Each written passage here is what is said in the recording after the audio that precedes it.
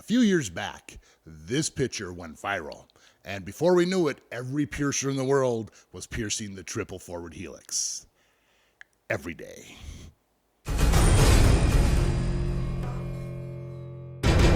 Big shout out to Christina Shull, who is the piercer who did these piercings, took the picture, and introduced the triple forward helix to the world. Thank you very much. Now, before she did this, we were doing forward helixes. Most likely it was a single piercing, and chances are there's probably a ring in there. Wasn't quite as attractive as the beautiful triple forward helix which she introduced.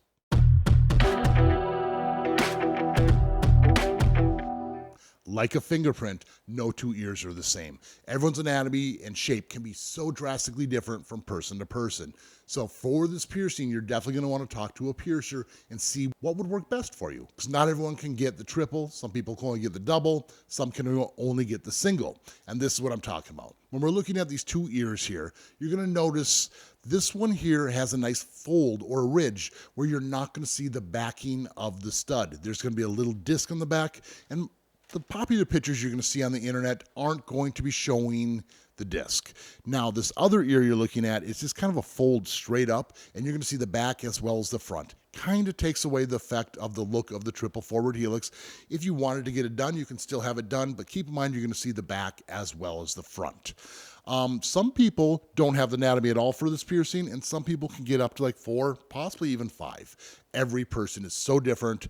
Talk to your piercer.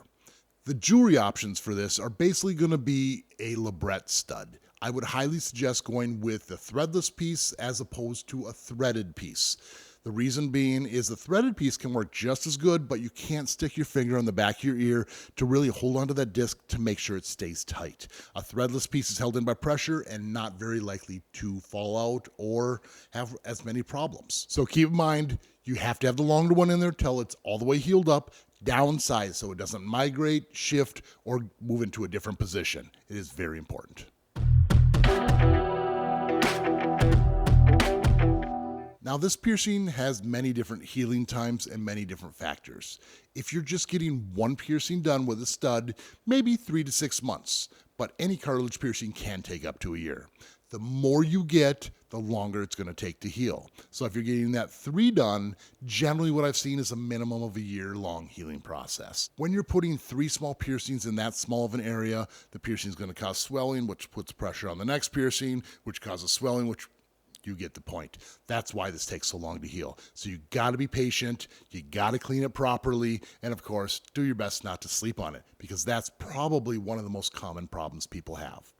Also, keep in mind, when you're getting this piercing done, if you wear glasses, let your piercer know, because sometimes the piercing can rest right on that area. And another thing is combing and brushing your hair. It's right on the front, hair can get pulled in there, and it's real easy to pull. So be gentle to your piercing.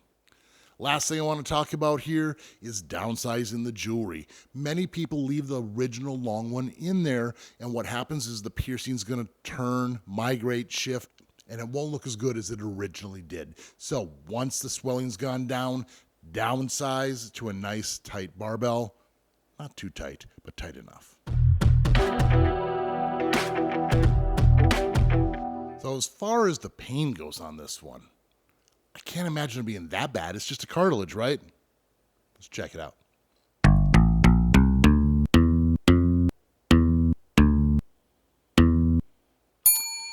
Middle to high of the road?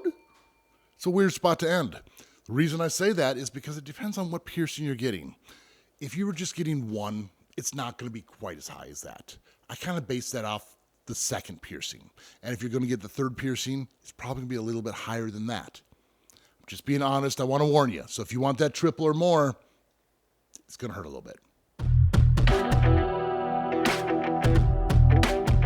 This is a beautiful piercing. There are lots of options. The most popular picture, like we see, has the large, medium, and small gems.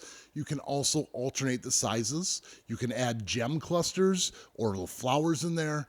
The options are unbelievable. There's so many things you can do with this one. Keep in mind, it's going to hurt. It's going to be a nice long healing process, and it costs a little bit more because you're going to need to downsize the bars once it's all healed up. Now, if you like the video, make sure to subscribe, hit the bell, and of course, keep putting holes in your body. We'll see you on the next video.